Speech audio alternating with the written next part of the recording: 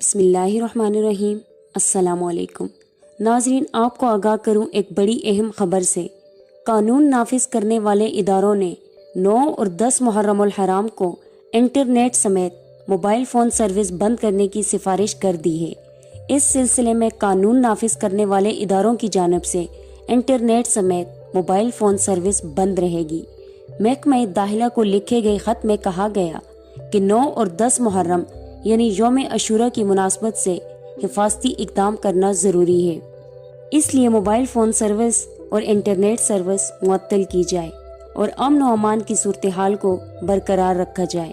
پنجاب میں 9 اور 10 محرم کو 205 مقامات پر موبائل فون سروس بند رہے گی۔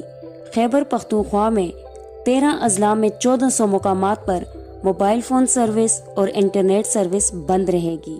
صوبہ سندھ میں کراچی کے بعض مقامات پر اور بڑے بڑے شہروں میں mobile phone service internet service بند رہے گی، جبکہ بلوچستان کے بھی اکثریت علاقوں میں کل 9 اور 10 محرم الحرام کو موبائل فون سروس اور انٹرنیٹ سروس بند رہے گی۔